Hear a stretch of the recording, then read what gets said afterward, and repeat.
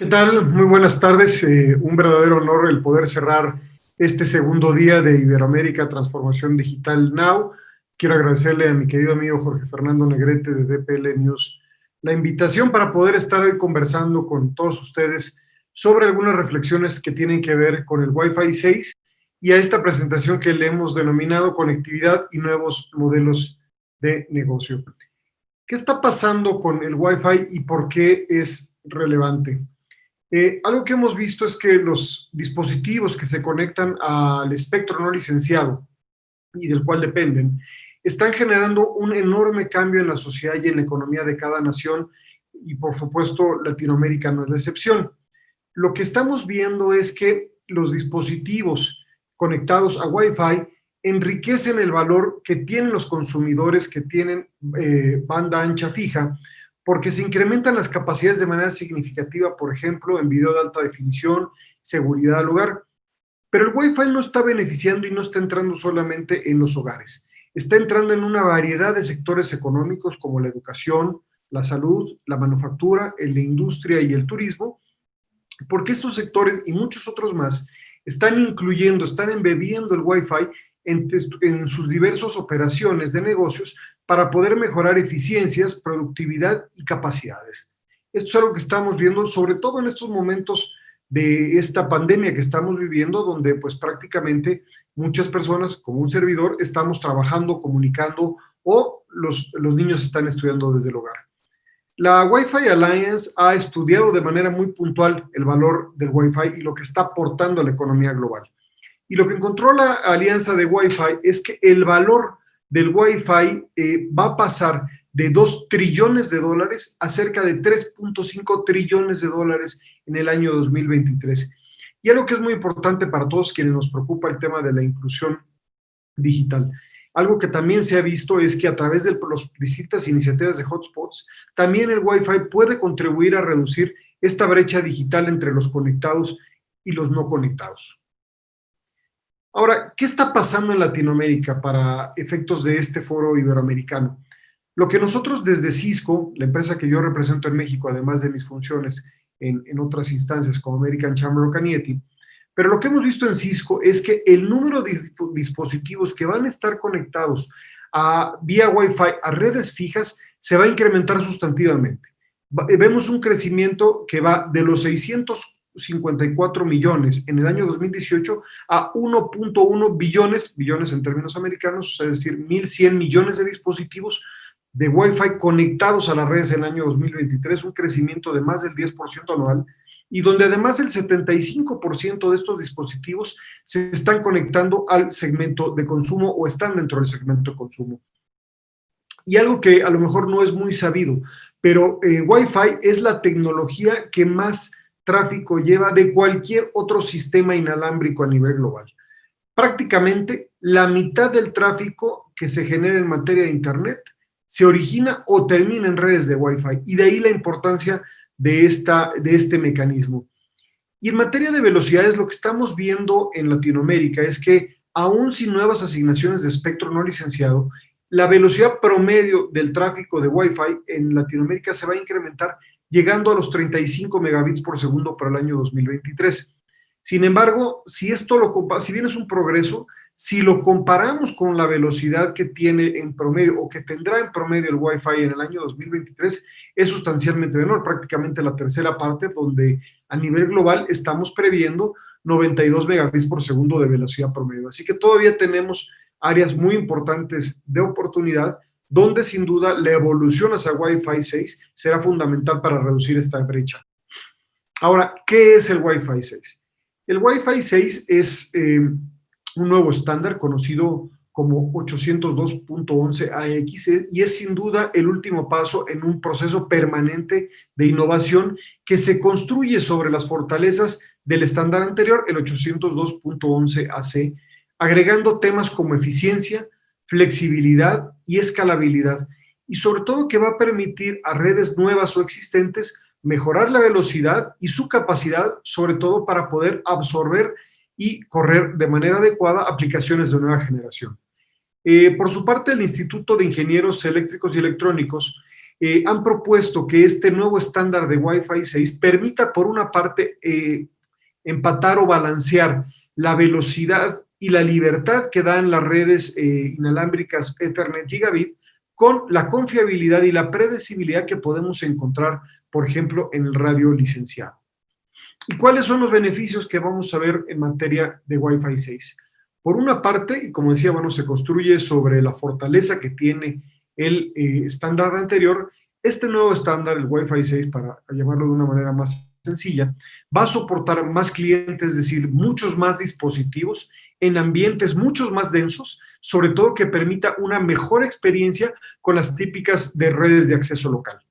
También va a permitir una mayor predecibilidad en el desempeño de aplicaciones avanzadas, por ejemplo, como el video de alta definición 4K o 8K, también, por ejemplo, colaboraciones que utilizan, colaboraciones, perdón, que usan alta densidad y alta definición, todas las oficinas que se conectan vía redes inalámbricas y, por supuesto, el Internet de las cosas. Así que de esta manera, Wi-Fi 6 va a impulsar al Wi-Fi hacia el futuro, de manera que el crecimiento de las redes inalámbricas continúen y que continúen de una manera sumamente importante y de una manera exponencial. ¿Cuáles son los aspectos tecnológicos más relevantes en materia de Wi-Fi 6? Uno, este estándar va a permitir incrementar la velocidad de la conexión en al menos 35%. Es un incremento sustantivo a lo que estamos viendo actualmente. También va a permitir reducir el overhead y sobre todo la latencia, que el tema de la latencia es fundamental en operaciones de misión crítica, por ejemplo, cuando estamos hablando de la transmisión, por ejemplo, de signos vitales en un ambiente de telemedicina. Va a permitir también una mucho mayor eficiencia en el señalamiento para una mejor operación de las redes y al mismo tiempo va a permitir ahorros sustanciales en materia de energía, que esto también es un aspecto fundamental que nos va a permitir mayor durabilidad en los dispositivos que están constantemente transmitiendo datos y que necesitan tener la garantización de esa continuidad. Ahora, algo que me parece muy relevante compartir con todos ustedes es algo que se ha venido comentando, lo escuchaba en algunos de los paneles previos, y creo que es importante dimensionar cómo funciona el Wi-Fi 6 conjunto con el 5G. Se ha hablado mucho del 5G como la nueva gran revolución tecnológica y sin duda va a ser muy relevante y muy importante. Y a veces en esta discusión se deja a un lado las conexiones o el tipo de redes de Wi-Fi. Y en este caso, lo que nosotros estamos viendo es una gran complementariedad de las redes 5G junto con la tecnología de Wi-Fi 6. Y permítanme explicarles por qué. Primero, porque ambas tecnologías, Wi-Fi 6 y 5G, se construyen sobre una misma fundación. ¿Cuál es esa fundación? El poder proveer mayores cantidades de datos que soporten nuevas aplicaciones y que incrementen la capacidad de las redes conectando a más usuarios y a más dispositivos. Ambas tecnologías persiguen estos mismos propósitos. También que lo que estamos viendo es que ambas tecnologías van a coexistir y van a trabajar de manera mucho mejor si se complementan para soportar y apoyar diferentes casos de uso. Yo creo que lo que nos están prometiendo tanto 5G como Wi-Fi 6 es un incremento sustancial en el desempeño de las redes para los usuarios, los trabajadores móviles y particularmente las organizaciones. ¿Y cómo se ve esta complementariedad? Lo que estamos previendo es que Wi-Fi 6 va a ser sin duda la red más importante y preferida para redes internas, redes bajo techo, por llamarlo de alguna manera, indoors, como dice la presentación.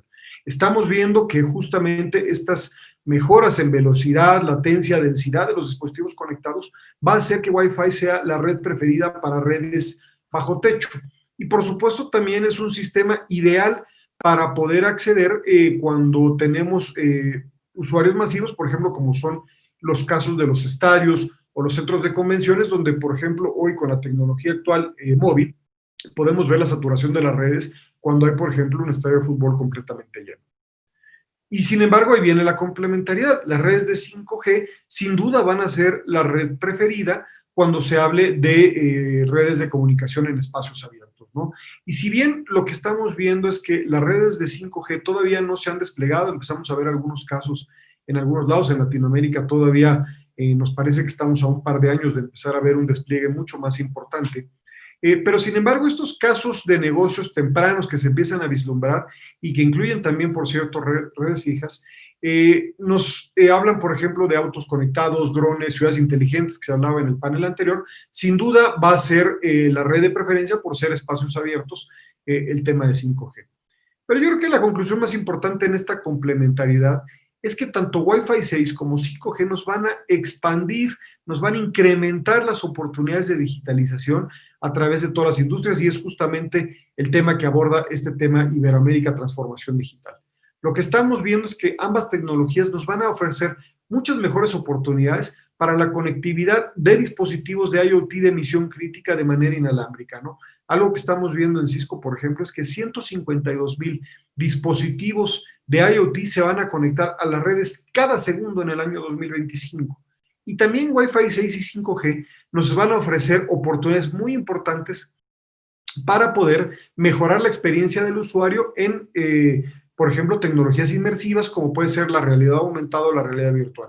Estamos previendo en Cisco un incremento de 12 veces el incremento de tráfico en realidad virtual y aumentada entre los años 2017 y 2022, y la complementariedad y la unión de estas dos tecnologías va a permitir hacer posible estos incrementos en tráficos tan importantes.